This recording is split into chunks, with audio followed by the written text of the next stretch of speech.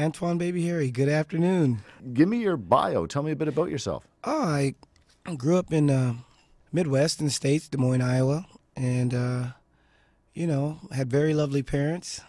Name, it comes from Baby Harry. My grandmother used to call my father Baby Harry because he's Harry Calloway Jr. My father was a very hard-working, successful man in the 1940s, 50s, 60s. I honor my father and my mom. And Daddy in 1943, he had a big coal company. And by the time he was 24 years old, he had 10 trucks. And he's very successful, hardworking. And I kind of, with my music career and my music business, I take my parents' work ethic and work really hard like they did and make things happen. Now, when did you get into music? Late in life, actually. I started working for Delta Airlines in Oregon. And that job took me all over the world, and I worked for them for a good 9 years. I lived in Portland, San Francisco, L.A., Japan. Kind of liked to travel, but I always liked music, and I just didn't have the guts to really get out there and do it at that time. And my friends kept badgering me about playing music. And then one day, I got booked in this little place. It was in 2000.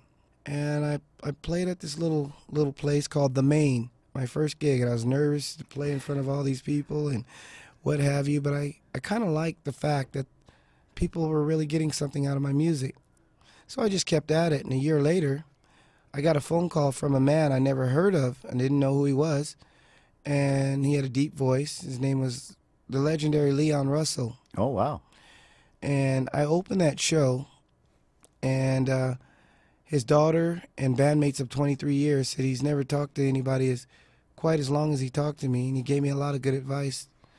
And he looked me in the eyes and said, "Thank God for keeping rock and soul alive." And he had this big white beard and this big top hat, and I thought he was just so cool. And a lot of chain of events just made me really, really believe in myself, and I've gotten pretty far with it in a short time. I actually played July 18th at this festival and made friends with a man called Sonny Rhodes. Mm-hmm. And he got his start playing with B.B. King, and it's just really kind of funny when you put your heart and soul and do what you believe in, how things can fall into place. I've opened up for 5440 and, Ben Harper and some big acts, and, I don't have an agent. I don't care to have one at this point because I've done this grassroots, and I've literally just make phone calls, and I'm a good booking agent for myself. And I play 200 nights a year. Wow. Yeah, it gives me something to do every day. Well, what's a day like? I mean, obviously that's your job, and that's what you do at night. I mean, how do you occupy yourself like in a day in Whitehorse, Well, I explain how this works with me.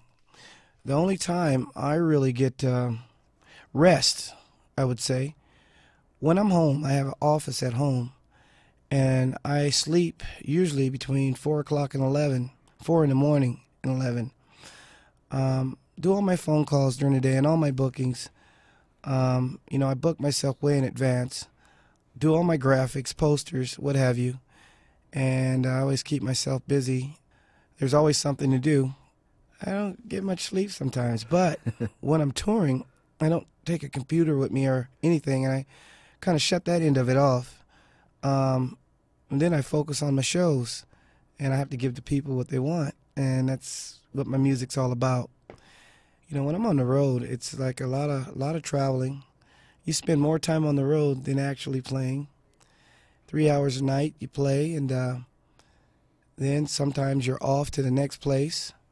It's funny, everywhere I go, it's like all these Western Canada from probably Whitehorse to High Level to Fort McMurray, all the way down to Lethbridge and Cranbrook and all these places. I can tell you where every gas station is and every good place to eat and everything else. Can you tell me, pick one good night from the last from your touring, like one great show? Tell me a bit about that. Well, I had an awesome show at the Starlight Casino. I bought in the big guns. What I mean is I had some fine musicians who work with me. and it was a killer show. It was a killer show. Yeah, Ben Harper, and meeting these people, and they're just as humble as anybody, really. What do you want to accomplish with your music? Like, what's the end goal?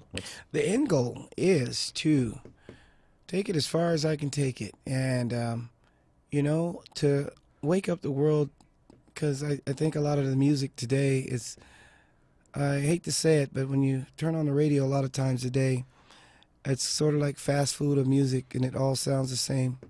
Here today and gone tomorrow. I like artists like, I love Jimi Hendrix. Absolutely adore Jimi Hendrix and his music. I grew up watching James Brown. I think my favorite group ever is Sly and the Family Stone. Yeah. So it's old school, and that music you can put on today, and you can put on 100 years from now, and it's still just as good as brand new. And so I just try to offer the world, music that my company is Baby Harry Entertainment, music for your soul, and that's what I just try to offer: good music that people can groove to and get something out of. Is that what you think is missing from that sort of modern music today? Is it like a soul? Yeah, because as you know, music is powerful. It could take you back to when you were a little kid. It could take you to high school. It can take you to anything. It take you places. Is there anybody that is making music these days that you look towards? Is someone? Yeah, well, one in particular, Ben Harper. Mm-hmm. I really.